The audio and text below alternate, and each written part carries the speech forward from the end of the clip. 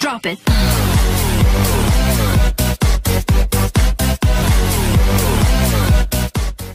Bonjour et bienvenue les amis sur une nouvelle vidéo de revue sur votre chaîne My Crypto Monde. Alors aujourd'hui on va vous parler d'une crypto-monnaie, d'un projet de crypto-monnaie. Ce projet est le premier projet de crypto-monnaie japonais. Comme vous pouvez voir, c'est la plateforme officielle de cette crypto-monnaie. On va jeter un œil dans la première partie, on va jeter un œil sur leur plateforme, le site officiel. Les détails et tout ça, et après on va voir sur le marché la valeur de cette crypto-monnaie. Alors pour commencer, je vois que c'est important de lire ce résumé parce qu'il contient à peu près tous les détails importants concernant cette crypto-monnaie. Alors à propos de Monacoin, en fait je m'excuse, j'ai pas mentionné le nom de cette crypto-monnaie avant. Alors, c'est Monacoin, conçu en décembre 2013, est la première crypto-monnaie alternative développée au Japon. Il est basé sur le personnage d'art populaire ASCII, Mona. Monacoin n'est pas un système de paiement contrôlé par une seule entité, mais un système de paiement entièrement distribué, conservé par tous ceux qui l'utilisent via des applications clientes exécutées sur leur ordinateur. Alors, le système de contrôle n'est pas centralisé, mais il est distribué sur les clients. Alors qu'une grande partie du monde traite la plupart des crypto-monnaies comme des entreprises spéculatives, Monacoin est une crypto-monnaie popularisée par l'initiative de sa communauté.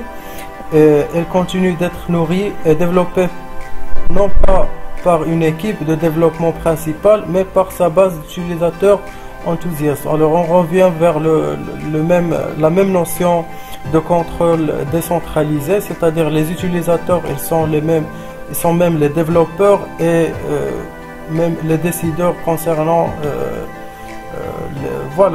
le développement de cette crypto-monnaie. Pour donner quelques exemples, les utilisateurs de Monacoin ont mis en place différents types d'applications et de services web basés sur Mona, ont érigé des sanctuaires pour apprécier Monacoin, jouent régulièrement à des jeux de mots lorsqu'ils en donnent d'autres, connus sur le nom Monage, Throw in Mona ou bien Lee, et utiliser la pièce d'une autre manière que les utilisateurs de la plupart des autres pièces n'auraient jamais pensé. Alors pour plus d'informations, vous pouvez bien sûr voir la vidéo descriptive ici.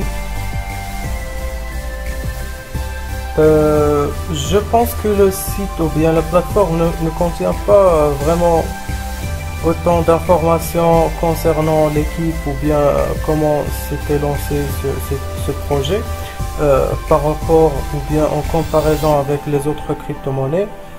Mais il existe déjà les informations suffisantes, quoi. Alors les détails techniques, algorithme, le block time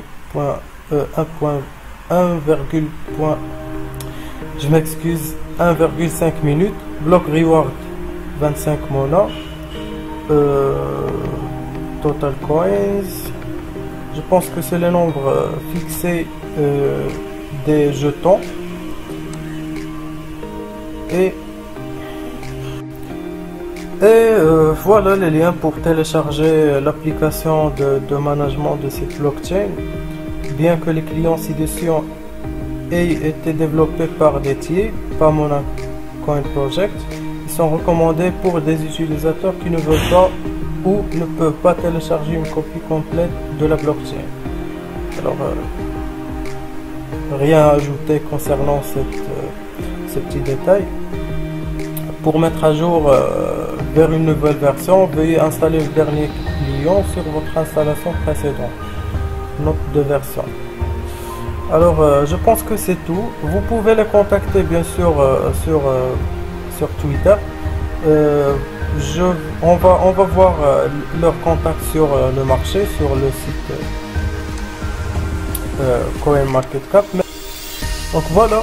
Et pour que j'oublie pas de mentionner si vous avez une suggestion d'une crypto-monnaie, d'une revue de crypto-monnaie que vous voulez que je fasse. Voilà, vous pouvez l'écrire dans un commentaire. Je vais laisser les liens que je viens de vous montrer sur la boîte de description. N'hésitez pas à commenter, à liker et bien sûr à s'abonner bien sûr à la chaîne. Voilà, on va continuer la vidéo. Comme vous pouvez voir, le capital marché dépasse les 111 millions, 111 millions de dollars. Le volume voilà, le volume échangé dans les dernières 24 heures, c'est plus de en fait presque 3 millions de dollars. Et le nombre de jetons qui circulent dans le marché, ça dépasse les 65 millions de jetons.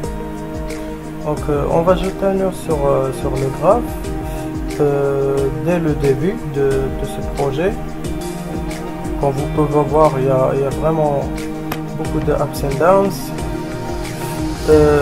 mais surtout il y a une stabilité dans le prix. Donc, comme vous pouvez voir, jusqu'à la date de octobre, 10 octobre 2017. Donc jusqu'à octobre 2017, le prix a fait explosé.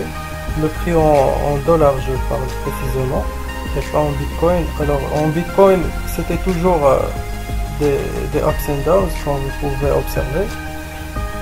Donc voilà, c'était un peu plus toutes mes observations concernant cette crypto-monnaie.